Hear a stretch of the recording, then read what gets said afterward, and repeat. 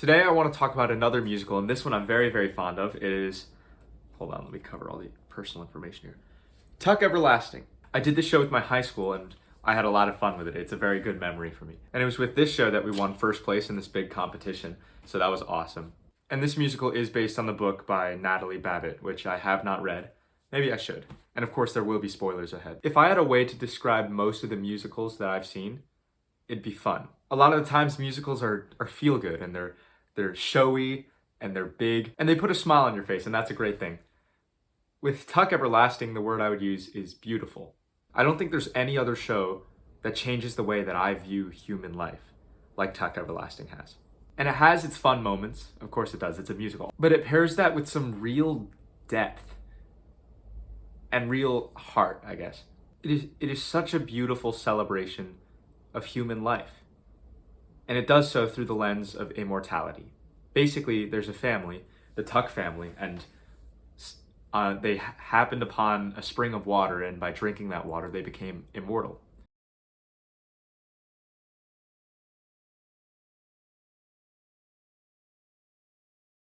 Gradually, the Tucks found out that they can't get hurt and that they weren't aging.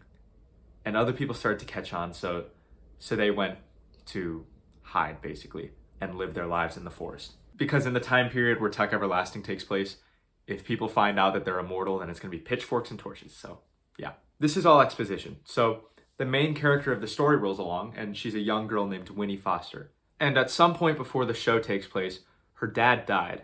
So, it's just her mom, and her grandma at their home. And she's a very typical, adventurous youth kind of archetype. She feels trapped in the house, and she wants to get out because there's a fair today. And when her dad was still alive, they always went to the fair together, so she wants to go to this one.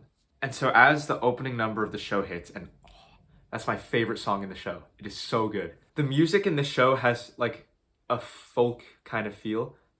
It feels earthy almost. That's not a good word. You gotta listen to it. It is so good. And there's actually a full recording of the Broadway version of Tuck Everlasting.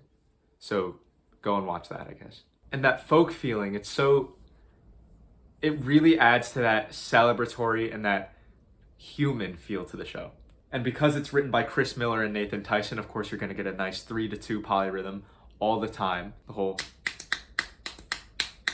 As the opening number's happening, you have Winnie. She's expressing all the things that she wants to do. She wants to go to the fair.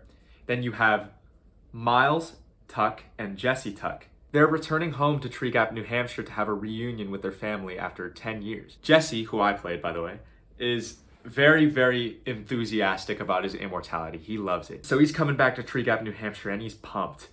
And he sings about that, of course, while hanging off of a silo. That was a lot of fun, by the way. Something to note is that Jesse has a big obsession with climbing things. He climbs silos, he climbs trees, he jumps off of them because he can't die. He's immortal. And then his brother, Miles, who's older and more jaded, he's not having it. He hates immortality. And the things that Miles went through get fleshed out later in the story. Then May Tuck, the mom, has her own little solo.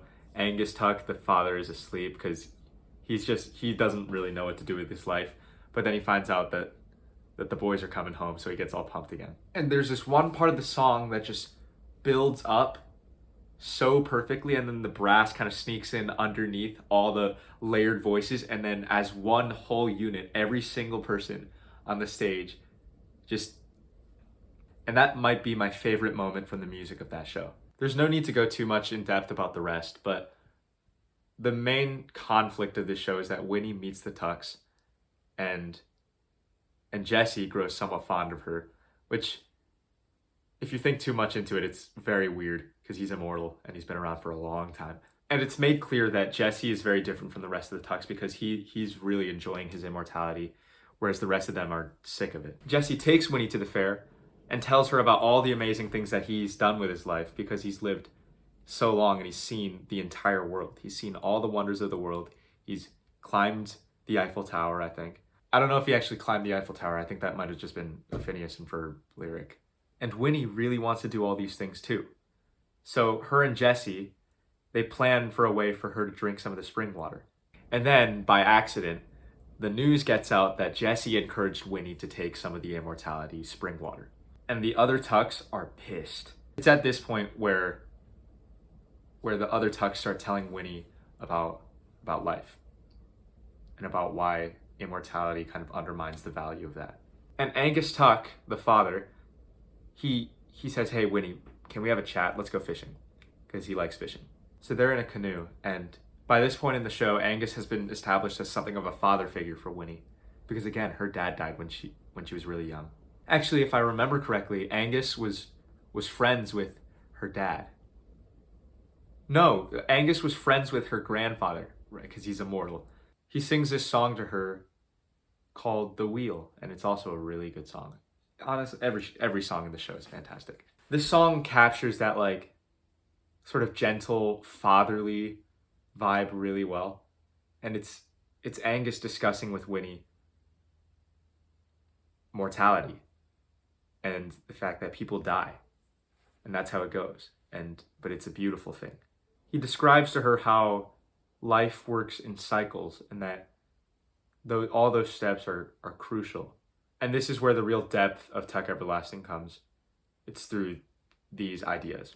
And that depth paired with that celebratory feel from other songs like for instance, My Most Beautiful Day, which is where May is talking to Winnie about the day Angus asked her to marry him. It makes for a heartfelt show. Then a whole bunch of other stuff happens, and what we're left with is that, well, the Tucks have gone.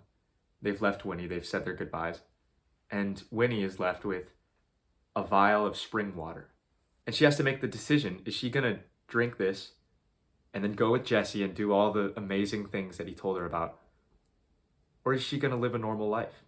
And after some consideration, she dumps it. And then one of the real standout moments of this show happens. The last 12 minutes of this show is a ballet. And the ballet is called The Story of Winnie Foster. The instant she dumps that vial, the music starts to swell, and then the ballet ensues, and it shows Winnie Foster's entire life. And what you're left with on stage is a gravestone that says Winnie Foster on it. It's now the 1900s, and the Tuck family come to visit the grave. And then they do a reprise of The Wheel. And that's how the show ends.